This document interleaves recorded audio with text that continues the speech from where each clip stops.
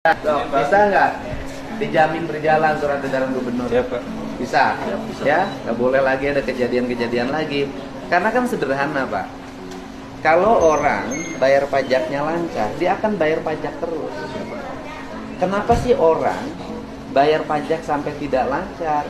Karena dia merasa terhambat. Karena merasa terhambat, itu kan pada akhirnya males. Ya kan? Logikanya kan sederhana. Kalau saya ingin konsisten aja, begini. Kalau memang harus pakai KTP pemilik pertama, maka yang KTP yang tidak bawa KTP pemilik pertama, ya jangan dilayani sampai kiamat. Ya kan? Akhirnya nggak bayar. Tapi jangan sampai ada kejadian satu sisi dibikin aturan bahwa harus pakai KTP pemilik pertama, tapi pada prakteknya masih bisa juga dilayani yang tidak punya KTP pemilik pertama. Ini kan persepsi publik ini udah orang di pikiran orang gitu loh. Kalau saya ingin konsisten aja, kalau nggak pakai KTP pertama, ya sudah dianggap mati saja.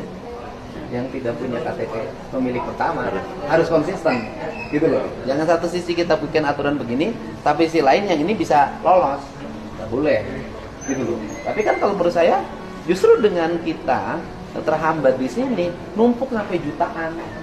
Dengan numpuk sampai jutaan, apa dampaknya? Orang tidak bayar pajak, orang tidak bayar jasara harja.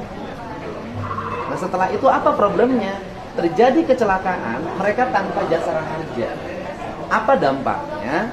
Balik lagi ke Pemprov lagi. Pemprov tuh berapa puluh miliar sih ngobatin orang kecelakaan tanpa jaminan jasara harja. Jadi ini adalah untuk kelancaran. Agar apa? Agar saya ingin meraih yang 5 juta ini bayar. Kalau yang 5 juta bayar kan nanti pendapatan pemerintah menjadi meningkat. Kemudian kalau pendapatan pemerintah meningkat, belanjanya benar, kan belanja infrastruktur menjadi baik. Terus kemudian nanti ada uang lebih, diasuransikan seluruh rakyat. Kan uangnya jadi muter. Sekarang berapa yang masih nunggak? 5 juta. Nah 5 juta itu diverifikasi. Penyebabnya apa?